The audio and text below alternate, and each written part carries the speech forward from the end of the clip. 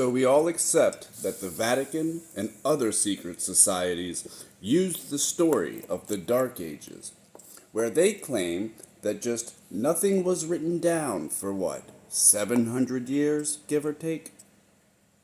Too bad for them, they left behind too many remnants of the past, clues to what really happened in the not-so-ancient times. Scattered all across America are the repurposed shells of a civilization that refused to be stamped out.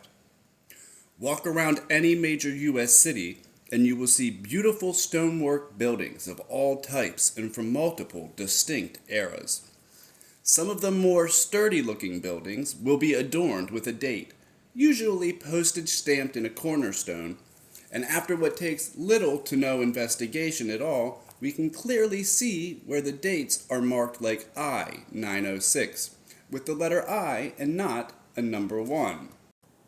These buildings that survived all of the great fires that ravaged all of the American cities throughout the late 1800s. Oh, and let's not forget about San Francisco in 1906. There was a huge old world city there that was burnt down and replaced with the San Francisco we know and love today. Anyways, we can talk about the mud floods and all that good stuff later.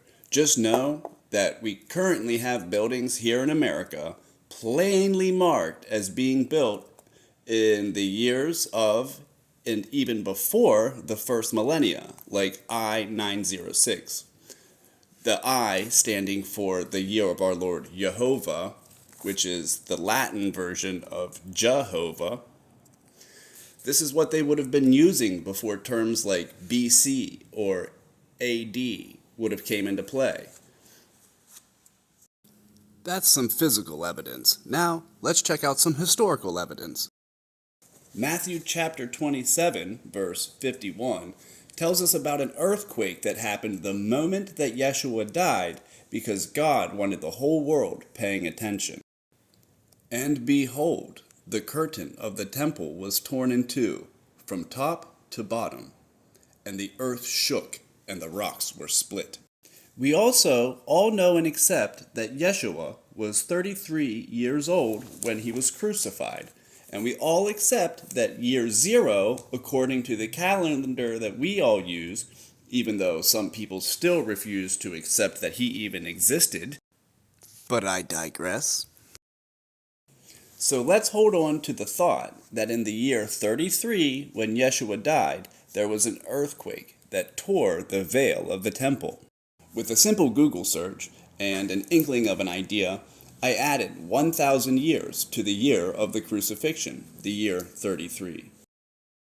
And lo and behold, what do we see? On December 5th, 1033 AD, a massive earthquake struck the Jordan Valley and it destroyed major cities like Nablus and Jericho. It even caused a tsunami on the Mediterranean coast that killed approximately 70,000 people. They even tell us that the Al-Aqsa Mosque, which stood exactly where the temple was that held the torn veil we mentioned earlier, well, even that mosque was damaged so badly that it needed to be repaired immediately, and the repairs took about 2 years. Also, in the year 1033, we have the rare event of back-to-back eclipses happening. There was a lunar eclipse, and then 2 weeks later, a solar eclipse. The first of these eclipses was on December 8th, 1033. That's my birthday. This was a partial lunar eclipse, and took place while the sun was in the path of Ophiuchus. Then, on December 24th, some 2 weeks later, there was a major annual solar eclipse with the sun now being in Sagittarius. In astrological and omen reading traditions, this is kind of a major event, and it happened 3 days after the earthquake that happened when Jesus was crucified, in the date of 1033. So let me get this straight. You're telling me that 1,000 years to the day an earthquake hits the exact area where the crucifixion happened. And then, 3 days later, or 1,000 days to the exact day of the resurrection of Yeshua, we have a recorded partial lunar eclipse followed by the solar eclipse 2 weeks later. Oh, and we have these buildings standing in America that are clearly marked as being built in the 900s. And finally, in light of the quote-unquote files that have recently been released online, we can't forget about this. The fact that Ghislaine Maxwell, the wife of a certain, let's say, bad man that owned an island, well, her father, Robert Maxwell, the infamous Israeli super spy, owned the company that made all of the textbooks for us Americans that pumped us full of these lies and propaganda. What an odd coincidence. Hey everyone, I hope you enjoyed my video. Now, don't forget, I'm just a guy on the internet, so you need to go out and be doing your own research for things too, because there are more mysteries out there to be solved. There are more clues to be found, and there are more lies to be uncovered.